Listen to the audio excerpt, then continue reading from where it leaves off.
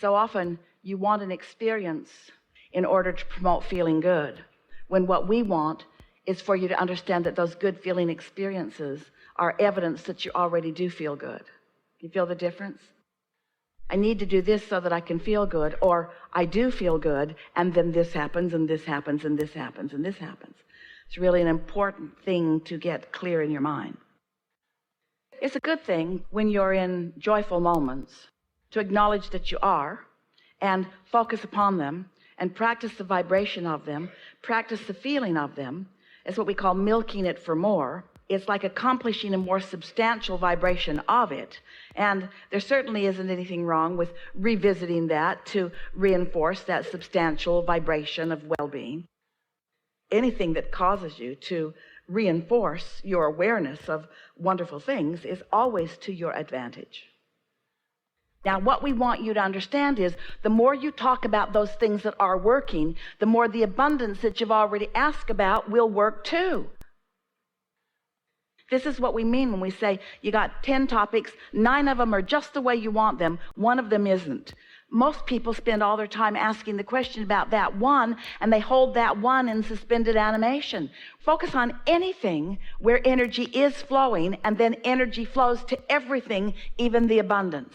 But if you focus upon the topic where the energy isn't flowing as much as you want, then you slow the energy down. We'll just say it to you straight up, as loudly and as clearly and as directly as we can. You cannot abandon a desire. When you increase your attention to a subject, when you're still more in the problem end of it than in the solution end of it, increasing it slows it way, way, way, way down. And attention to it isn't abandoning it, it's crippling it. So the answer is you got to be sure that you're in the receiving mode, and then in the receiving mode you increase it. Don't goose it up until you're sure which end of the stick you're on. This is such a good conversation. So the difference between the problem end of the stick and the solution end of the stick, or the something missing end of the stick and something being present end of the stick, you got to put separation, time separation between you being vibrationally active in the question and you seeking the vibrational answer. In other words, you got to put separation in that. So everybody sort of gets that if you're hammering away at the question, then the solution cannot come. So there are some aspects of your life where the solutions are abundant. And you said to us, I like thinking back on those situations where the solutions are already evident, where the solutions are already abundant, because I like to own that vibration. And we say, yes, do that on the subjects that don't activate any discord, because once you're already connected to source about something and you're already receiving, then anything that you add to that is just going to increase the momentum, and you're just going to have more and more and more and more fun on the subject. But if it's a subject where you haven't made that jump yet, and you attempt to increase the momentum of it, all it does is compound the question and make you more resistant to the answer. Can you hear that? Because the human part of you feels like if you just get in there and go after it in a sort of determined way. But this vibrational world is a different world than the action world. The action world is about sort of brute force, and the stronger you are and the bigger you are and the more there are of you, the more you can move stuff around. But in a vibrational world, it's not like that. In a vibrational world, it's subtle and fine-tuning. It's tuning. It's not going hard after things. It's tuning.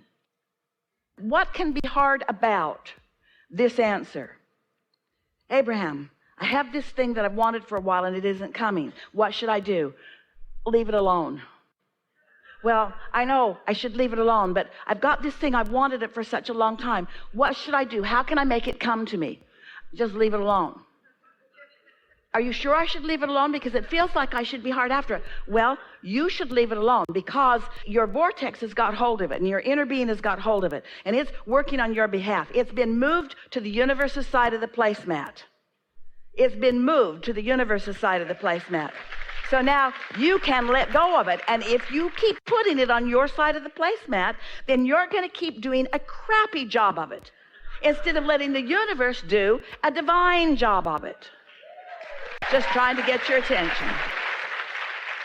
That's it. Trying too hard is a human tendency because you've been, bless your hearts, you've been working so hard with your action. You've been offering so much action to compensate for energy that you didn't quite get figured out, you see. And so just know that anything that feels like a struggle, leave it alone because you're getting nowhere with it. If you're struggling over it, you're making the struggle more. Leave it alone. If it feels like a struggle, it feels like a struggle for a reason. You're barking up the wrong tree. You're working on the wrong side of the placemat. You just got to let it go. You just got to let it go. You got to say things to yourself like, well, that's it for me on that for now. I'm not going to think about that because I'm not making any progress. I'm just going to let it go. I'm going to let the universe work on it. And I'm going to focus on the things that make me feel good and on the things that make me feel powerful. And I'm going to tune in as often as I can. And I do that often. And I'm just going to let the good times roll, and I'm just going to follow my bliss, and I'm just going to follow the feeling. And when I get an impulse about that, if I do, and I'm sure I will eventually, then I'll follow that impulse. And until then, I'm just going to follow the other impulses. So when an idea flows, seems like a good idea, yeah? Follow those ideas. When we were teasing with you in the beginning about how we wouldn't look back, you can if you want to, but we wouldn't look back. We don't look back because there is so much that is delicious to focus upon between where you are and where you're going. And so that's what has our undivided attention. And so anything prior to now is irrelevant because in this now, there are only two things that matter. What you're asking for, which is what you're summoning, and what you're doing in relationship to it. The more head-on you hit things, then the more you dig into where you are. The lighter you are about a subject, then the more you're called in the direction of what you want. So you just got to lighten up. Just be less self-aware. Be less self-condemning. Be less aware of dilemma. Be easier about it. Be more trusting that the universe has it. Be more trusting in what's going on in the vortex. Be more accepting of what's going on in the vortex. And meanwhile, just enjoy the quieting of your mind. We know you can't quiet your mind all day, every day, but if you're accomplishing that for a few minutes every day, then that's enough. And it just gets better and better and better and better. Every moment could be alive and full for you because every moment you could be completely intertwined with that broader non-physical part of you who is enjoying all of the aspects of whatever you are about. We say from time to time, in fact, we say it quite often, that you can't go back. And so we know that when you taste a period of time, when you allow yourself to be in alignment, that you allow a momentum to happen that gets feeling so good that feeling less than that good just doesn't feel that good. But you can help all of those moments by doing what we've called pre-paving, by anticipating in advance, or by acknowledging. And here's a piece. This is what we would do if we were in your physical shoes. We would acknowledge that everything that we desire, which means everything that we are becoming. Think about that. All of your desires that you wish to manifest is just another way of saying all that I am becoming. So all that you are becoming, all that you are in the process of becoming, you want to be as conscious of that becoming as possible, which means you want to be as present in the moment, which means you want to be as open to the receiving of the energy in that moment as possible. And so the more time you spend, or the more intent you have for doing what we call pre-paving, which is anticipating energy flowing in advance. Begin again. In any moment in time, what most humans are focused upon are the manifestations that have already happened. In other words, once you can see it and hear it and smell it and taste it and touch it, it's manifested. And so the things that you're looking at that are manifested have less potential to really please you than the things that are still in the process of becoming. So as you've been enjoying, you've been feeling all light and bright and exhilarated, it's because you are in an arena where things are becoming. We are together taking thought where it has not been before. And so this is that new place where new thoughts are coming into the foreground, where you can focus your consciousness on them and feel the satisfaction of what your inner being knows and what you know being met together. There is so much that is potential to be discovered, and your inner being is queued up and ready for the discovery of it. And when you are queued up and ready for the discovery of it, and the discovery happens, in that moment you feel that elation or that euphoria or that new motion forward. Well, technically, every moment of your life can be like that, because your inner being knows what's in your vortex and already understands. Your inner being has been able to do much more segment intending about the things that are coming. So the more you are, maybe just in general terms, positively anticipating the next moment and the next moment, then the less mundane and the more really satisfying your moments will be. Something that helps is to acknowledge how satisfied you feel.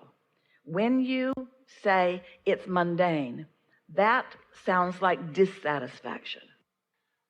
When you acknowledge that you are satisfied, that takes that vibration that is about mundane away, and it leaves you open for new discovery. There is so much newness in the thought. Humans just want the newness to be about the manifestations, but there is so much newness along the way that is so satisfying in nature. And then the manifestation, of course, is satisfying too, but it's not the only game in town. There are many along the way. Is that helpful? There's so much satisfaction along the way that just keeps your juices going and keeps you realizing that you are the creator of important things. Sometimes through your physical format, you assign things to yourself. Like you say, I'm really good at dancing, but I'm not really good at conversation. And we say, well, then you open the floodgates for more impulsive dancing, but you close them relative to thought during conversation. You see what we're getting at? You could open all of it. You could say, I'm good at everything I do. I'm good at all of it. Ideas flow to me. Impulses flow to me. I'm in the flow of things. My source energy knows everything that I've asked for and is feeding it to me in real time all the time. And I'm happy and open and receiving and satisfied. There's so much in the pipeline at various stages of evolution and various stages of readiness to explode into your awareness. And so what is a true manifestation? Isn't a manifestation when something comes into your conscious reality? So when you are consciously aware of something, isn't that a now manifestation? Isn't that a wonderful thing?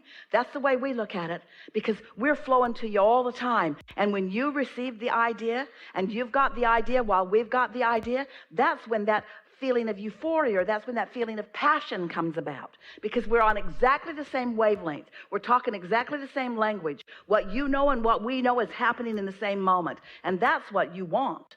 That's what you want. The subjects are irrelevant. That's what you want. And you can make your life as rich as the questions that you ask.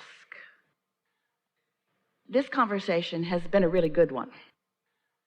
You moved a place you haven't been before. You now are more willing to put some separation between the asking for something and the watching out for it and the just letting it be. Separation, we're talking about give it a rest. Source is on it. You've done the work. It's in the vortex. Law of attraction is after it. It's queued up for you. And when you're ready, which you will be when you give it a rest, when you're ready, which you will be when you give it a rest, when you're ready, when you have really given it a rest, you will be when you're no longer talking about it. You'll be ready when you've given it a rest. You'll receive an idea, and the idea will be so intoxicatingly beautiful that nothing would be able to keep you from moving in the direction of that idea. And until that happens, give it a rest. You've got it. You've got it. There is great love here.